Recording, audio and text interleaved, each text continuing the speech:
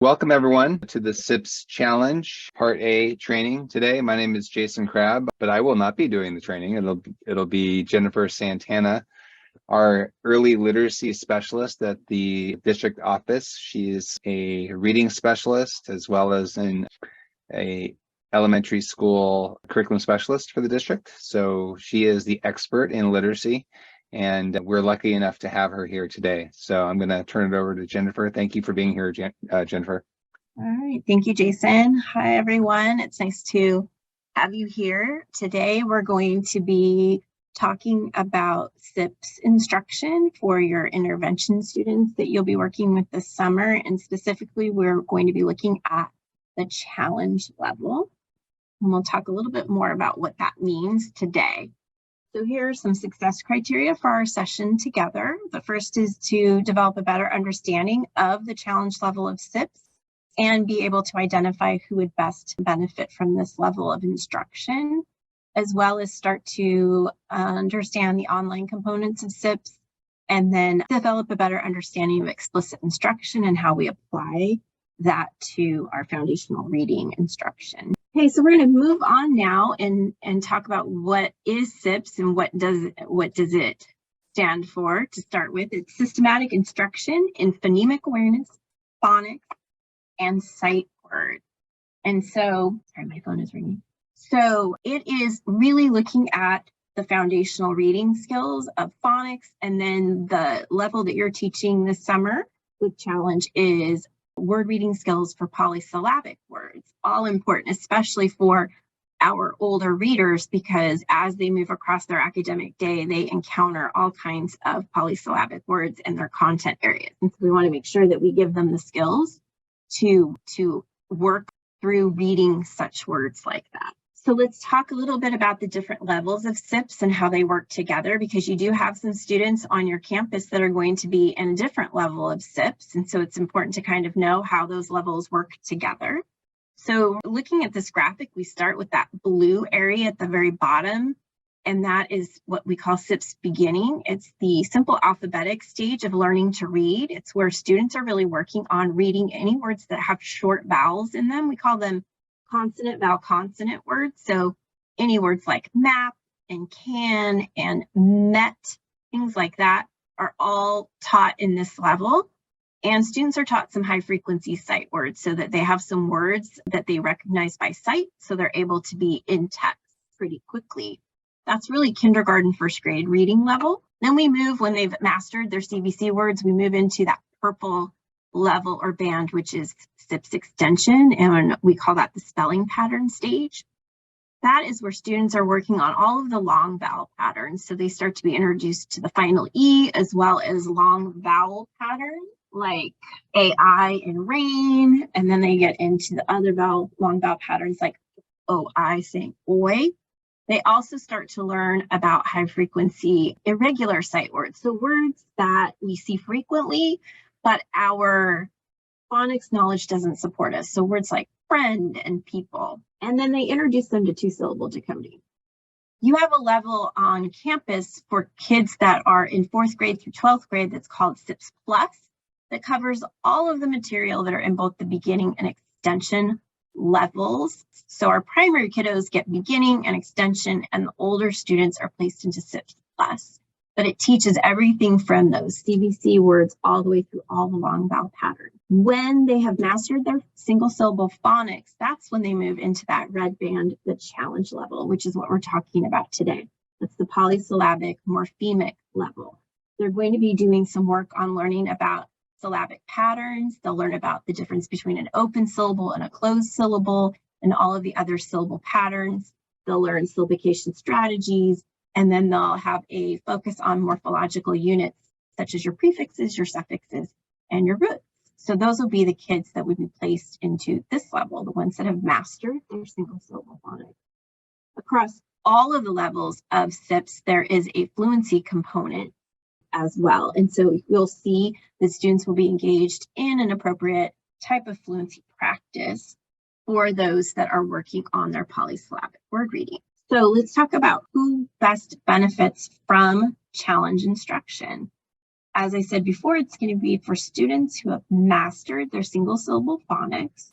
Okay, so they've passed through the plus levels, that they have been placed into challenge using the SIPPS 412 placement. Okay, the work in challenge is actually developmentally appropriate beginning in grade 2 and going up, and it's really considered an intervention once we get to 4th grade, and so that's why we're still using it as an intervention in our 6-8 schools. Okay, any questions so far? So I've dropped a link to the slide deck in the chat, and so we're going to take a few minutes for you to do some exploration. There are 3 options here for you. There is a text you can read called The Greenhouse Effect. There's a blog from Timothy Shanahan, who is a well-known reading expert. And then there is the why and when of multisyllabic word reading that comes from our teaching reading source book from CORE. So we're going to move on now and talk a little bit about explicit reading instruction. And to start off with, I want to talk about the importance of it being teacher-led. And what that means is that the teacher is using research-based programs and practices to support students in building their reading skills. It also really is important for us to make deliberate decisions around our instruction. One example of that is knowing when we are providing instruction, which is explicit, versus giving opportunities for practice. Okay, so it's important for you to know that SIPPS is research-based as a program, and it is using research-based practices as well to deliver that instruction. And it's going to help you with making those deliberate decisions as well about how much practice versus how much instruction students need on a concept or a skill. So we're going to watch another video. This one is Anita Archer, another kind of well-known reading guru. And if you haven't heard of her before, that's okay. But if you've heard of either programs titled Phonics for Reading or Rewards, which is probably the one you're more familiar with, she's an author. And Anita is going to talk a little bit in this video about explicit instruction, what the characteristics are, and give us a little bit of insight as to why it's important. So I have the gift today of talking to you about explicit instruction. Explicit instruction simply is instruction that is quite direct. It is unambiguous, with the goal that the students would get it, would understand it, and would learn. We have a lot of confusion around the term explicit instruction, so let me sort of augment and add to that. One question I'm often asked is, wouldn't it be more motivating for students to learn it on their own, to discover it, to use authentic problems to discover it? And it's as if we have set up a total dichotomy between explicit instruction and discovery, but we really should view it as a continuum. And when we look at the research on instruction, we learn what are the attributes of that continuum. For example, if you are teaching children that are novices, that have just never learned this body of knowledge in the past, it appears that they do much better if we explicitly teach them the information, whether it's knowledge or skills or strategies, that we teach it. If they are learning a body of knowledge that they've not learned in the past, they're brand new to algebra, they are new to decoding of words, then they really benefit from very explicit instruction. So those two things, when the student is a novice, when the knowledge is new, explicit instruction would be desirable. But then after you've gained lots of information, you've gained lots of skills, then discovery is much more a viable option, but only after you've had explicit instruction. So one of the things that I also would be reminded of is the research. If you happen to be a special ed teacher, an interventionist, and you are working with struggling students, we definitely know that they are going to gain more with very explicit instruction than discovery. You know, if they had discovered it, they would not have been struggling. And so we need to have very explicit instruction for them. And what would that mean? Well, we could actually take explicit instruction and put it into two areas. One is the design of the instruction, and the other is the delivery of the instruction. And the design of the instruction means that we pick important content to teach them. We break it down into obtainable pieces, but then our lessons are organized so that more learning could occur. For example, I often talk about 3 major steps in teaching children skills and strategies, where I do demonstration, guided practice, checking for understanding. I do it, we do it, you do it. And many of the skills and strategies we teach would follow that pedagogy. But it also means that the students are not only directly taught it, but they have practice. And actually, I'm going to tell you, my concern is often that we're not giving adequate practice. I am constantly hear people say, well, you know, Anita, that is just drill and kill, drill and kill. And I can tell you, we have no reported incidents of children dying of practice. Instead, look at the research, the abundant research from cognitive science and from learning on practice. The students need deliberate practice where they're practicing with a purpose. They need practice that is spaced over time, not all in one session. And they need to retrieve information in that practice.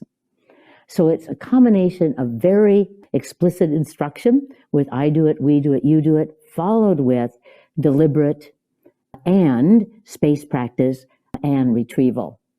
But here's what I've noticed. I've had the great blessing of teaching for 52 years and do demonstrations all throughout every year. And what I have noticed is that students need better delivery skills than we've done in the past. For example, all instruction needs to be interactive. I say something, you say something, I write something, you write something. All explicit instruction would be very interactive with students actively engaged throughout the entire lesson. And we would give them, we'd monitor and watch their responses, give them feedback on the responses, and we would maintain throughout the whole lesson a very perky pace. So those are some of the attributes of having very explicit instruction. And we know that then I set you up for your ability to solve authentic problems. I set you up for being successful. I set you up to generalize information to other situations. But this means we've got to keep the teach and teacher. And we have to provide the teaching that our students need. So let us never forget the research on explicit instruction. Because if learning is our goal, then a lot of explicit instruction needs to occur there. Bless you in your career. May you thrive as an educator. Okay, so Anita had a lot to say about explicit instruction. Your ears probably perked up when she talked about practice, right? And the importance of practice and how we don't have any confirmed incidences of harm or death among children who have been asked to practice.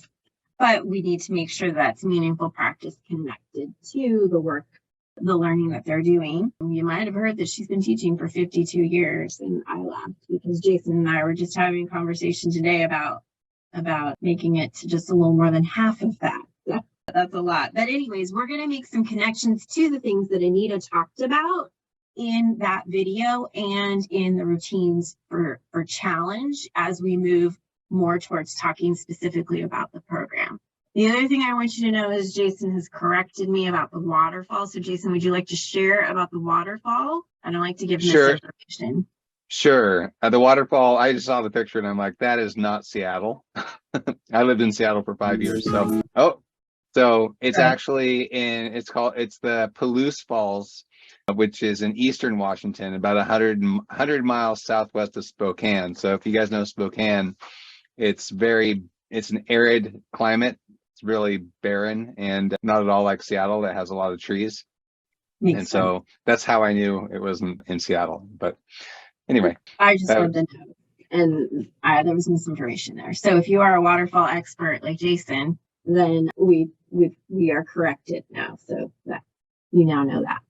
All right, so let's talk a little bit about what the instructional routines are in the challenge level. So each time you teach a challenge lesson, you're going to have some routines that are instructional routines, and then you're going to have opportunities for that practice that Anita Archer talked about or application. So you're going to have routines that introduce, that review single syllable phonics, if students need it. So we'll talk about whether you need to do that part of the lesson or not when we dig into a lesson tomorrow. You'll do some form of transformations, either at the syllable level or at the whole word level with morpheme, teaching sight syllables so that there are chunks that they recognize automatically. Then we teach reading by syllable and then move into reading entire words. And then for application practice, there's 2 routines that students have to practice the skills that you're building in that blue box at the top. They do that through guided spelling and also through reading and fluency practice. And so every single lesson will have all of those components built in for your student. Okay? They're structured, okay, lessons that are designed to support student learning, and they will increase in complexity over time. So the first or initial lessons that you teach in Challenge will be pretty simple and feel pretty easy, but they'll get more difficult as we layer in routines and we get more into the meat of really big words. And so know that it will get more challenging as you move through the lessons. This screen here to me is one of the most important things to think about when you're teaching a SIPPS lesson. It's really talking about the intention behind the instructional routines. The routine should be clear, consistent, concise, and always produce a choral response. Clear, meaning that the directive that's given by the teacher is very clear. Students know what the expectation is. Consistent, every time we hit this routine, it looks and sounds exactly the same, to be able to lower that affective filter and give them the opportunity to focus on the content. Concise, we're really limiting teacher talk. So it's very specific and as to what the teacher says, and then leaves a lot of space for the students to produce that response. And when they do, we want that to be done chorally. We want every student to respond every time, so that throughout the entire lesson, all the students are doing the work. So we really tell students that we're training their brains to do the work of an independent reader. And so we're really building in support for them so that they're able to develop those skills they need to be independent readers. And so you'll notice that the routines are written in such a way that, because they're so consistent and so concise, students actually start to kind of internalize those and use those on their own, because we're not with them all the time. So they need to have that kind of embedded.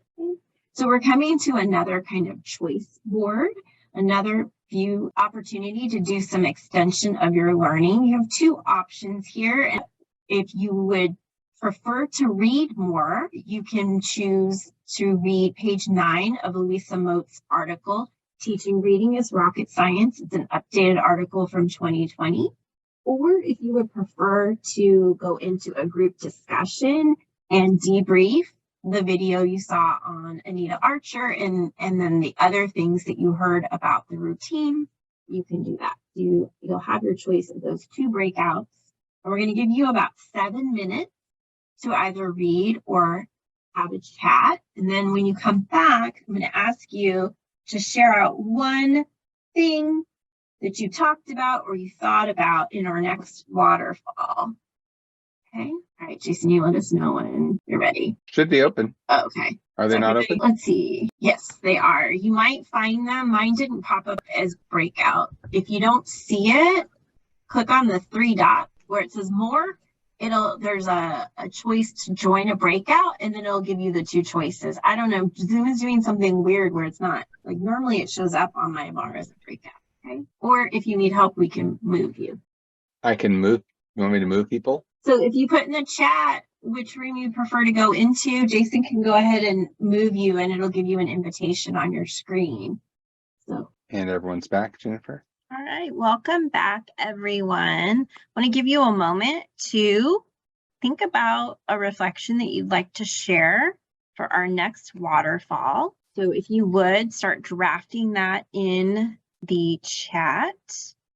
And then in a moment, I'm going to tell you about our next waterfall and hope that my dear friend who created these slides actually has the right information. Jason might not know about this waterfall though, so. All right, so any type of reflection that you have either on the Anita Archer video, the article that you read from Louisa Moats or anything else you've heard so far that is something that you've got on your mind, go ahead and start drafting that response. And I'm going to tell you about our next waterfall.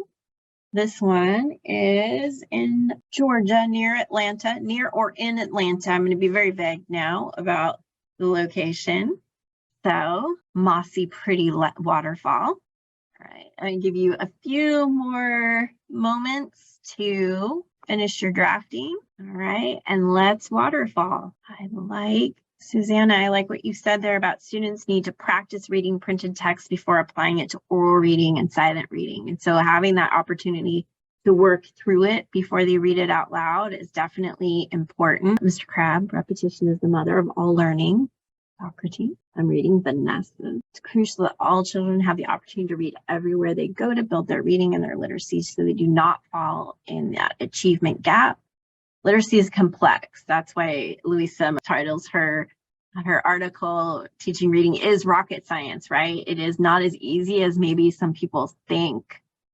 Okay, but it's important to have those specific structures and direct instruction. Explicit instruction works quite well with older learners and older students, and they buy in. And I think I have experienced that when I've had the opportunity to work in middle schools with struggling readers as well, because they see the importance of those skills and how it supports them throughout their day and helps them be able to better participate in their learning across the content. It requires a lot of effort and from a lot of different factors. Andrea, thank you. Okay, so yes, it's a complex thing to teach someone to read, but we all know how important it is for our students, for sure. So I want to just talk to you about the portal really quickly. I know Jason shared information on how to create your account. If you didn't have one, I want to encourage you to make sure you have that, especially for tomorrow, as we're going to dig into a lesson and really look at the routines. There's a lot of supports in the portal for you. Most importantly, the one I think that is the most helpful for us is video examples of each of the routines. So as you're learning them, if you're not sure what it looks like, you have a place to go back and watch video examples to support your learning. So is there anyone who hasn't been able to create their account yet in the portal? You can either raise your little virtual hand if you don't. Okay. Let me post the link here, please. And okay, so Jason, can you take the link off of the bottom of that slide and post it? Sure, yes. And then if you need instructions, Jason has those and he can get those to you as well. Okay, because there's a lot of great supports in the portal that you'll find useful. You want to make sure that you can access those. Okay, all right, so let's talk about what comes in your kit. I was fortunate enough to get some time with Mark in the discussion room because he was in there by himself. So I went in to join him and he was unpacking his kit. So he was showing me some of the things that were coming out of it and some things he noticed that weren't in there. So let's talk about what you get when you open your box, if you haven't already done so. You should have a binder with all of your lesson materials in there. So all of your lessons will be in that binder, as well as an appendix that has assessments in it, as well as descriptions of the different routines, along with QR codes to access those videos through your hard copy of the manual. You can also access it online as well. You're going to get 2 decks of cards. So you'll see those there on the left side. In the deck of cards, they're the same. Both decks are the same. So if you're teaching multiple groups, it makes it a little bit easier to manage your materials. If you're only teaching one, then you only need the 1 box. It's going to have 2 types of cards in it. The red cards are sound spelling cards to support students who still need a little bit of shoring up with their single syllable phonics. And the other one are sight syllables that students will be working through learning during the course of their time in challenge. You also get 2 posters. So you get the SIPPS Challenge sound spelling wall chart, and that has the sound spellings on it that are the ones that trip kids up the most, which are typically your vowel patterns. So it's to help them to refer to them when they're spelling. And then the other one is you get a poster of their site syllables as well to hang. So those are 2 references students will use throughout their day, in their lesson, and then when they're working outside of their lesson. So that's what comes in your challenge box. I think you still get the CD-ROMs. I don't know why they still include those, because I don't know anybody who has a way to easily play a CD-ROM, but you have everything online in the learning portal, so you don't need to worry about what comes on those 2 discs there. Just check thank you, Jason. Just put the directions in the chat along with the link to the portal if you didn't see that. Okay. Oh, and then Mark was saying he's taught rewards before. So if you've taught rewards before, he was looking for a student workbook. And Challenge doesn't come with a student workbook. Everything is interactive and during a live lesson, and students are really engaged in reading what the teacher is presenting to them, to the whole group, and they aren't really spending much time recording anything. So there are no student workbooks to go along with it. Okay. All right. So something else that's special about Challenge is they have different word lists, and they're based on the listening vocabulary, their oral listening vocabulary based on age. And so you'll notice that there's a list for 2nd grade, a list for 3rd grade, and a list for 4th grade and above. And so in your cases, you would be using list C with your students, because that is using words that should be in the listening vocabulary of 4th grade student. Okay. And if we have students that you question that, you can reach out to Jason and I, and we can talk about whether we want to make a different decision, but list C is the one that we should use. Okay. So in the first several lessons, you're going to notice there are no lists A, B, or C. There's just a set of words, because we're using some pretty simple words to practice the routines and get students familiar with the work that they're doing. And then you'll start to see they start to introduce A, B, and C lists. And then we'll always pick list C with the group of kids that we're working with. Okay. So what we're going to do now is give you a few minutes, 10 to be exact, to explore a lesson and challenge. And this is the one that we're going to be working with when we come back together tomorrow. So tomorrow, when we come back together, we're going to go through that lesson 18 that you just previewed and studied. We'll experience the routines for each component of that lesson and talk about what that instruction looks like, as well as the pacing of the lesson, and then that fluency practice component. Okay, so we're going to be back together again tomorrow at 3:15 to go through those pieces. In the meantime, you all know how to reach out to Jason. If you need to find me, my email address is there for you as well, jennifer.santana@sausd.us. We appreciate you being here with us today. If you haven't made your portal account, if you could do that before we meet tomorrow, that would be great. If not, or you're having problems, we can help you with that tomorrow as well. Okay. Jason, you have anything you want to add? No, I'll see you guys tomorrow. And Andrew, if you want to stay on, I can talk to you a little bit about your needs. And Mark, tomorrow we'll talk about how to use the handheld card deck. Okay.